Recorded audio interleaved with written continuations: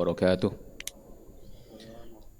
Alhamdulillahirabbil alamin wassalatu wassalamu ala asyrofil anbiya'i wal mursalin wa ala alihi wa sahbihi wa man tabi'ahum bi ihsan ila yaumiddin.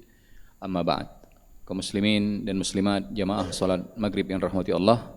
Alhamdulillah, bersyukur kita kepada Allah tabaraka wa taala. Salawat dan salam kepada Rasul sallallahu alaihi wasallam. Kita bersyukur kepada Allah, Allah masih memberikan kepada kita kesehatan. Di sisi lain ada saudara-saudara kita atau saudari-saudari kita yang sedang diuji oleh Allah ya dengan penyakit. Kita berdoa kepada Allah agar Allah segera memberikan kesembuhan kepada mereka, memberikan kesabaran dan menjadikan sakit yang menimpa mereka menjadi sebab diangkatnya derajat mereka di hadapan Allah tabaraka wa taala. Jemaah salat maghrib yang rahmati Allah, pada saat ini kita berada pada bulan Rabiul Awal, kurang lebih tanggal 21 atau 22 ya Rabiul Awal. Bulan Rabiul Awal menurut pendapat ya sebagian para ulama kita adalah bulan dilahirkannya Rasul ya sallallahu alaihi wasallam ya. Tentunya bukan kesepakatan ya, karena kalau kita membaca pendapat-pendapat para ulama kita terjadi perbedaan pendapat ya. Ada yang mengatakan Rasulullah dilahirkan di bulan Rabiul Awal, ada yang mengatakan di bulan yang lain ya. Meskipun sebahagian pendapat mengatakan Rasul SAW dilahirkan di bulan Rabiul Awal. Bahkan nanti kalau kita bicara tentang tanggalnya juga para ulama kita berbeda pendapat ya. Ada yang mengatakan 12 Rabiul Awal, ada yang mengatakan 9 Rabiul Awal, dan ada yang mengatakan tanggal-tanggal yang lain ya. Intinya terjadi perbedaan pendapat para ulama kita berkaitan dengan bulan dan tanggal lahirnya Rasul sallallahu alaihi wasallam. Terlepas dari perbedaan pendapat tersebut, kita ingin mengambil beberapa pelajaran ya berkaitan dengan sosok makhluk ya atau manusia yang agung ini, yakni Muhammad sallallahu alaihi wasallam, yang namanya diabadikan oleh Allah ya di dalam Al-Qur'an. Bahkan nama beliau ya, diiringkan oleh Allah dalam banyak tempat ya, dengan nama Allah ya. Contohnya misalnya ketika azan ya, setelah muazin mengucapkan Allahu Akbar, asyhadu an la ilaha illallah, asyhadu anna Muhammadar Rasulullah. Juga di dalam dua kalimat syahadat ya, asyhadu an la ilaha illallah, asyhadu anna Muhammadar Rasulullah. Tentunya ketika Allah mengiringkan nama Nabi Muhammad sallallahu alaihi wasallam setelah nama Allah, ini menunjukkan kemuliaan dan keagungan Rasul sallallahu alaihi wasallam. Jemaah salat maghrib yang dirahmati Allah, dan yang ingin kita lihat sekarang adalah bagaimana kita mengagungkan, bagaimana kita memuliakan Rasul sallallahu alaihi wasallam. Nah, berkaitan dengan cara kita mengagungkan dan memuliakan Rasul sallallahu alaihi wasallam, kita bisa melihat bagaimana cara para sahabatnya, para sahabat Nabi yang mulia. Ya, sahabat Nabi atau para sahabat Nabi yang mulia, ya, para sahabat adalah orang yang bertemu dengan Rasul SAW secara langsung, beriman kepada beliau dan meninggal di atas keimanan tersebut. Ya, ini 3 syarat mutlak yang harus dipenuhi, barulah seseorang tersebut dikatakan sebagai sahabat Nabi. Jemaah salat maghrib yang dirahmati Allah, kalau kita mencermati ya, membaca hadis-hadis ya, kisah-kisah ya, para sahabat Nabi yang mulia, di mana para sahabat Nabi ini adalah orang-orang yang direkomendasi ya oleh Allah dalam banyak ayat. Di antaranya kata Allah radhiyallahu anhum wa radu'an. Ya, Allah telah ridho kepada mereka. Ya. Para ulama kita yang dimaksud dengan mereka di sini adalah para sahabat Nabi yang mulia, dan juga mereka ridho dengan ya agama Allah tabaraka wa taala. Ini salah satu bentuk rekomendasi atau tazkiyah dari Allah bahwa para sahabat Nabi yang mulia itu adalah generasi atau kelompok yang telah mendapatkan rekomendasi, mendapatkan ridho dari Allah tabaraka wa taala. Juga rekomendasi dari Rasul sallallahu alaihi wasallam dalam banyak hadis dengan berbagai versi hadisnya. Di antaranya adalah hadis yang diriwayatkan oleh Al-Imam Al-Bukhari. Beliau mengatakan khairukum qarni summal ladzina yalunahum summal ladzina yalunahum. Ya, kata Rasulullah, sebaik-baik kalian wahai umatku, maksudnya sebaik-baik umat Islam. Siapa? Kata Rasulullah, qarni, yakni generasi yang hidup pada masaku. Tentu yang dimaksud generasi yang hidup pada masa Rasul SAW adalah para sahabat Nabi yang mulia. Selanjutnya adalah generasi yang datang setelahnya, dan generasi yang datang setelahnya. Sehingga ketika kita ingin bercermin kepada para sahabat Nabi yang mulia, bagaimana mereka mengagungkan, memuliakan Rasul Shallallahu Alaihi Wasallam, ini bukan pepesan kosong ya. Ini bukan mencari-cari, tetapi kita sedang melihat ya, atau bercermin kepada kelompok, kepada komunitas yang memang sudah mendapatkan rekomendasi baik dari Allah dan Rasulnya. Jemaah salat maghrib yang dirahmati Allah, seperti kita sebutkan tadi, kalau kita membaca hadis-hadis dan kisah-kisah ya, yang terjadi pada para sahabat Nabi yang mulia, maka kita bisa mengambil beberapa poin ya, bagaimana mereka menghormati, memuliakan dan mencintai Rasul Shallallahu Alaihi Wasallam. Yang ini nanti bisa menjadi salah satu metode kita dalam ya, mencintai dan memuliakan Rasul Shallallahu Alaihi Wasallam. Yang pertama kita bisa lihat adalah bagaimana para sahabat Nabi yang mulia adalah orang yang paling yakin ya, dengan setiap berita atau perkataan Rasul Shallallahu Alaihi Wasallam. Ini kita bisa banyak jumpa kisah-kisahnya ya. Di antara yang paling masyhur adalah kisah Abu Bakar As-Siddiq ketika beliau ya, mendengarkan kisah Isra wal Mi'raj. Ini kisah perjalanan Rasul Shallallahu Alaihi Wasallam dari Mekah ya, ke Palestina, ke Masjidil Aqsa, dan selanjutnya naik ke atas langit dan kembali lagi ke Mekah dalam ya, waktu 1 malam ya. Pada waktu di mana ketika itu belum ada alat transportasi yang memiliki kecepatan yang begitu dahsyat atau cepat ya. Tetapi itu dialami oleh Rasul Shallallahu Alaihi Wasallam dan dikabarkan oleh Rasulullah kepada kaum Quraisy ketika itu. Sayangnya orang-orang kafir Quraisy menerima kabar tersebut dengan atau tanpa iman ya. Maka mereka tidak menerima itu, tidak masuk logika. Karena kan orang kafir semuanya pakai logika. Kalau tidak logika tidak terterima ya. Beda dengan orang Islam. Kita beragama ini tidak mengandalkan logika, tapi mengandalkan ketundukan kita kepada Allah ya, kepada wahyu. Meskipun itu tidak terlogika, kalau memang itu adalah berita dari Allah, ya kita akan menerimanya. Itu konsekuensi dari keimanan, karena kita yakin akal kita ini punya keterbatasan, sementara ilmu Allah tidak punya keterbatasan. Maka jangan sampai ilmu Allah yang tidak punya keterbatasan kita timbang dengan akal kita yang memiliki berbagai macam keterbatasan fatal. Itu yang terjadi pada orang-orang liberal ya, mereka mencoba melogikakan seluruh wahyu Allah. Mereka lupa bahwa Islam itu tidak dibangun di atas logika semata, tapi yang paling utama dibangun di atas keimanan. Maka para sahabat dulu mengatakan, kami diajarkan keimanan dulu, baru diajarkan Al-Quran. Maka Al-Quran itu begitu mudah masuk klop, karena sudah ada patron keimanan, tinggal masuk. Sementara orang-orang liberal atau orang-orang kafir tidak membangunnya di atas keimanan, dibangun di atas logika. Ya, maka begitu ayat Al-Quran masuk banyak bertentangan karena logika mereka yang terbatas. Jemaah salat maghrib yang dirahmati Allah, maka Abu Bakar As-Siddiq yang ketika itu dicoba digoyahkan oleh orang-orang kafir Quraisy ya. Karena orang-orang kafir Quraisy ketika itu sangat paham bahwa pentolan sahabat Nabi itu adalah Abu Bakar. Dan mereka melihat kalau Abu Bakar bisa digoyahkan, maka sahabat yang lain bisa goyah keimanannya kepada Muhammad SAW. Dan itulah yang mereka ingin lakukan. Bagaimana supaya pengikut Muhammad itu goyah imannya. Sama seperti yang dilakukan oleh orang-orang kafir sekarang, orang-orang yang tidak suka dengan Islam. Digoyahkan keyakinan kita, keimanan kita kepada Islam. Maka banyak yang goyang. Akhirnya apa? Setengah-setengah menerima Islam. Mana yang cocok diterima, mana yang tidak cocok menurut logikanya ditolak. Atau ada yang menolak sama sekali, tidak mau sama Islam, digoyahkan. Tapi ternyata ketika berita itu sampai kepada Abu Bakar, maka ditanya oleh Abu Bakar, siapa yang menceritakan peristiwa Isra wal Mi'raj tersebut, melakukan perjalanan dari Mekah ke Palestina, dari Palestina ke atas langit, selanjutnya balik lagi ke Mekah dalam 1 malam. Kata orang-orang kafir Quraisy, itu temanmu itu Muhammad. Kata Abu Bakar, Muhammad yang menyatakan dia. Kata Abu Bakar, kalau Muhammad sallallahu alaihi wasallam yang menyatakan, jangankan itu, lebih dari itu pun aku percaya. Subhanallah.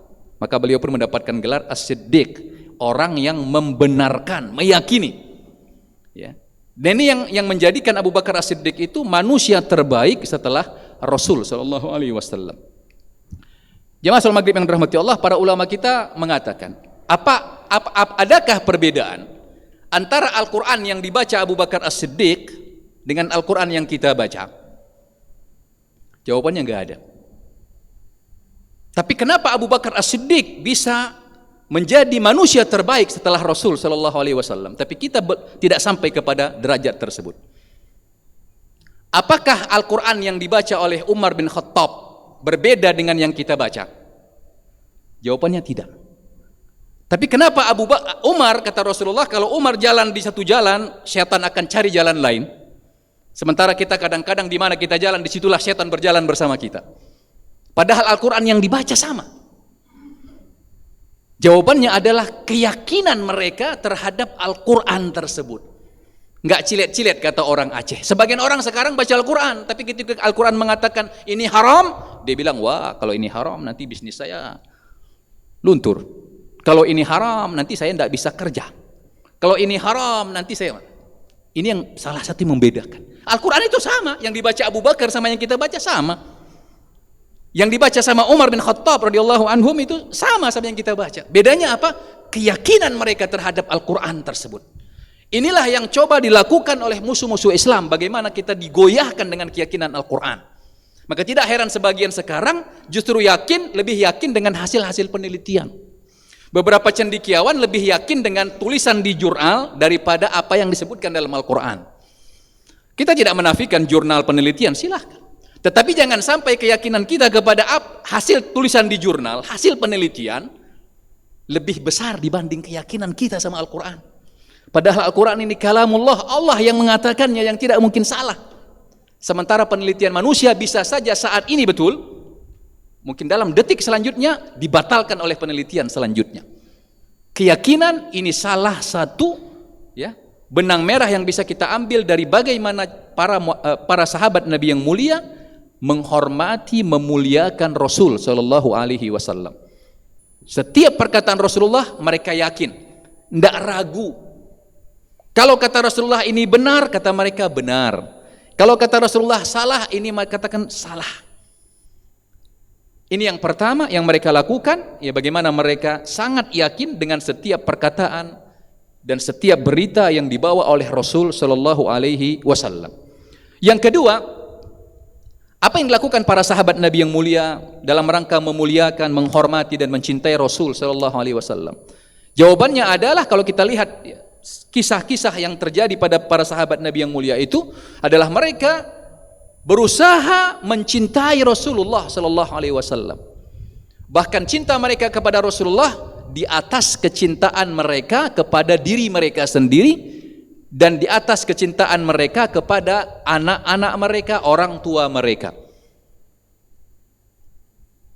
Umar bin Khattab pernah berjalan bersama Rasul sallallahu alaihi wasallam. Kata Umar, "Ya Rasulullah, Anda adalah orang yang paling saya cintai dari seluruh manusia setelah diriku."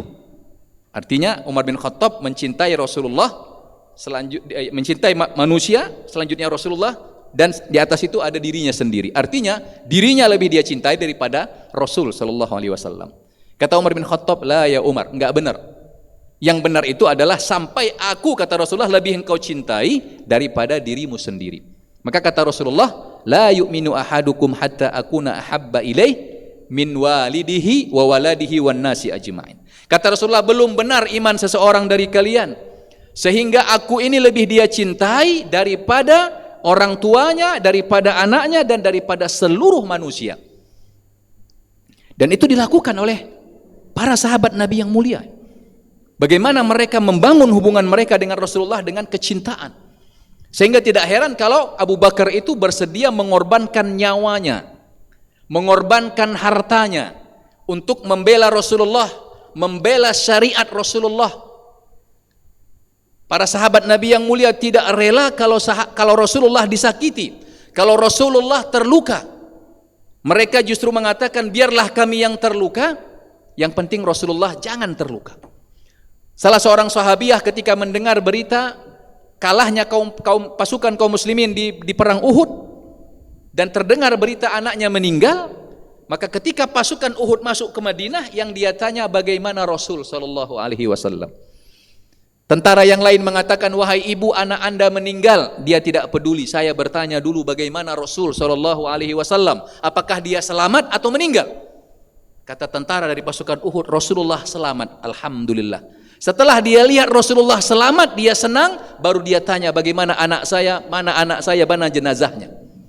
Kenapa? Karena bagi mereka Rasulullah itu, kecintaan kepada Rasulullah harus di atas kecintaan kepada seluruh manusia.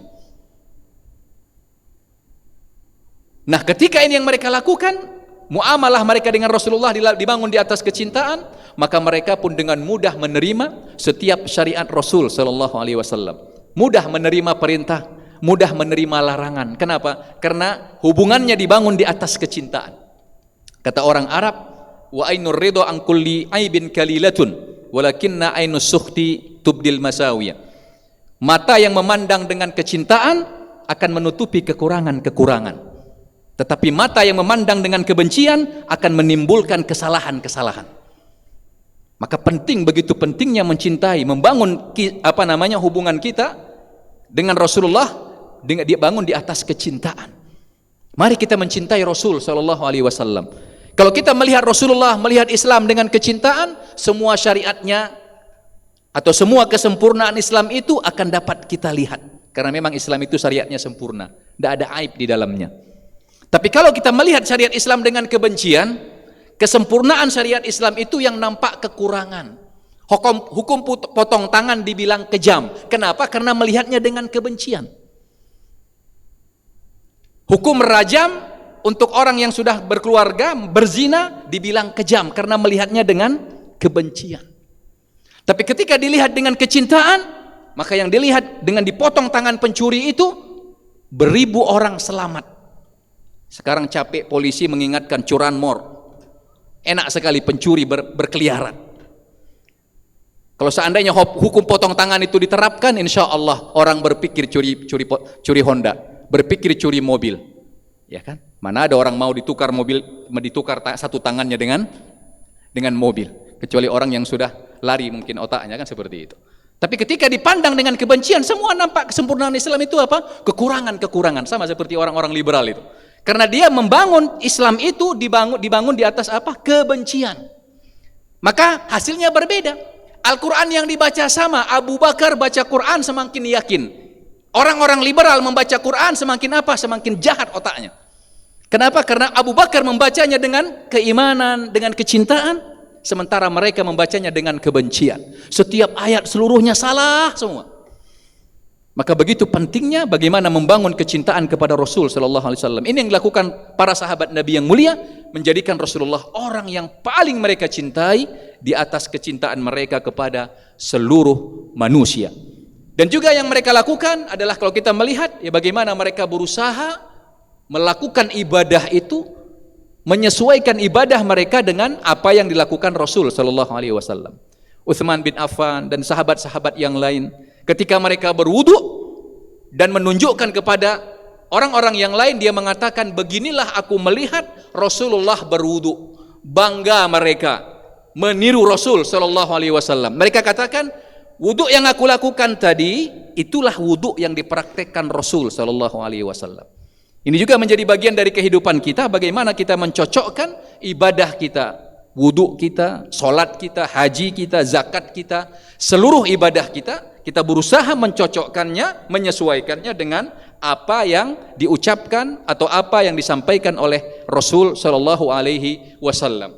Dan poin selanjutnya juga yang dilakukan para sahabat Nabi yang mulia adalah mereka berusaha bersegera mengerjakan apa-apa yang diperintahkan oleh Rasul sallallahu alaihi wasallam. Kata Allah, "Wa ma atakumur rasul fakhudhuhu wa ma nahakum anhu fantahu." Apa-apa yang dibawa diperintahkan oleh Rasulullah maka kerjakanlah, kata Allah, dan apa-apa yang dilarang maka tinggalkanlah. Jemaah salat maghrib yang rahmati Allah, mari kita lihat bagaimana para sahabat Nabi yang mulia begitu bersegera mengerjakan perintah Rasulullah sallallahu alaihi wasallam.